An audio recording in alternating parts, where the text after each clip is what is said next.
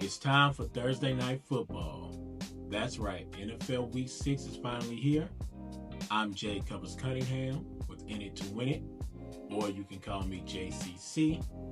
We're going to have a game pick and a player prop for Thursday night action. As always, please like, share, comment, and subscribe to the channel. It helps to grow the winner circle. Before we get into Week 6, we got to recap Week 5. Let's check out the numbers. So on our game picks, we went 5-8, 38% win rate. On the season, we're 12-14, giving us a 46% win rate. For our player props, we went 3-2, marking us at 60%. Should have truthfully been a perfect week. Cam Scatterboo fell 2 carries short. We would have definitely hit that one. And then Troy Franklin needed 37 yards and ended with 35. 2 carries, 2 yards. Terrible twos, right? On the season, we're 5-7. That puts us at 42%. For our pick of the week, we absolutely smashed it. That puts us at 1-0 at 100%. Same thing for the season. For our winners locks, we went 1-1. But that makes us 1-1 on the year, putting us at 50%. For our parlays and teasers, at 0-1, 0% on the year. We had 6 double-digit comebacks. That's right, 6 of them.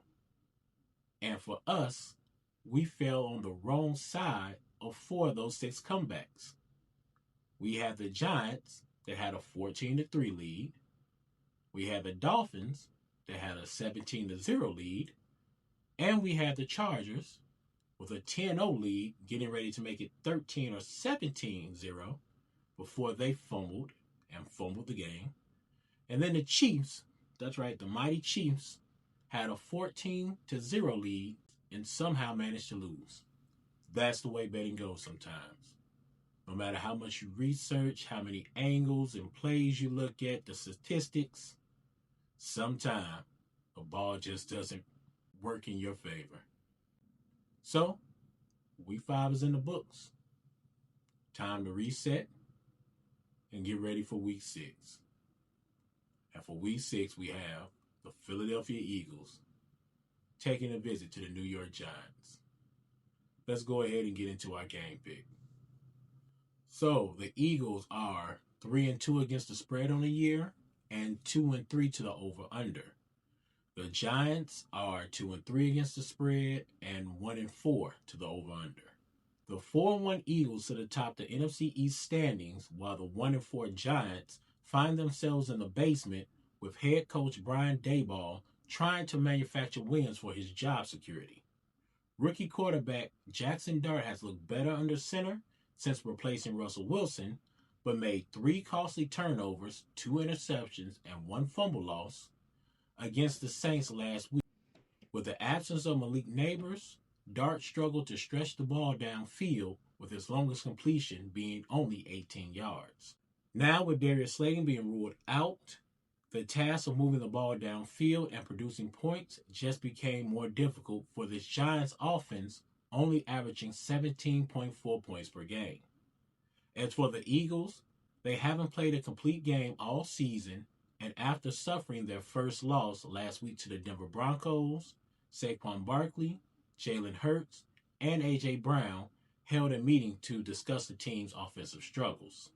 The Eagles are averaging 25 points per game, but on the season they had a half where there was no completed passes, a game where A.J. Brown had 1 target for 8 yards, and just last week, Saquon Barkley only rushed the ball 6 times for a total of 30 yards in a game where the Eagles held a 14-point lead at one point.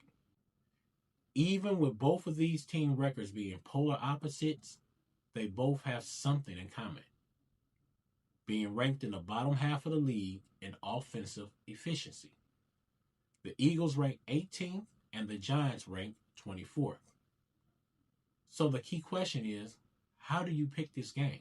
The 7.5 point spread is too big to have faith in either side covering, and the total of 40.5 points is a tad bit too low for comfort. even for me. The Eagles are the healthier and better team, so they should get back in the win column on Thursday night. But minus 400 on the money line is way too much juice to pay. So the angle I see to play this game with the best value is going to be a same game parlay, 2 legs. I'll take the Eagles on the money line and pair that with an alternate total of under 42.5 total points. The time of writing this, that parlay pays plus 108 on FanDuel or plus 120 through BetMGM. So my official pick is going to be the Philadelphia Eagles on the money line with an alternate total of under 42.5 points as our same game parlay 2-legger. Let's move on to our player prop. There wasn't a lot of great props to look at in this matchup, but one seemed to stick out.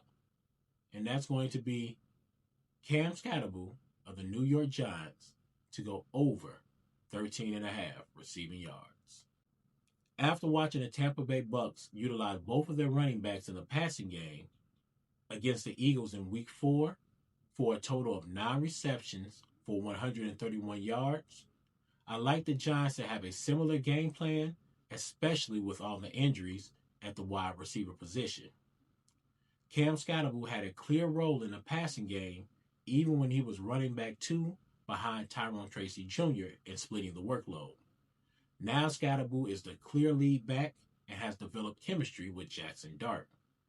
Skattebo has 18 receptions on 22 targets for 143 yards on the year. He has at least 2 receptions in all 5 games this season and is averaging 7.9 yards per catch. I'm sure game script will lead to the Giants having to abandon the run and throw the ball more frequently, giving plenty of opportunity for Skattebo to clear this line. Even with the return of Tyrone Tracy Jr., we're not sure what workload he's going to have or how that split's going to look, but I see more than enough volume for Skattebo to be able to clear this line. So my official player prop is going to be Cam Skattebo over 13.5 receiving yards.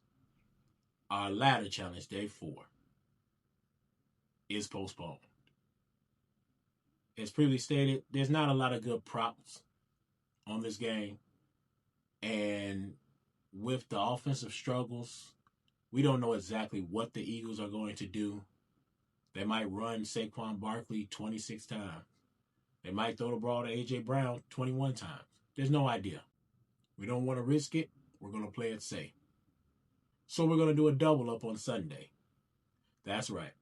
Day 4 is going to contain action from the early slate.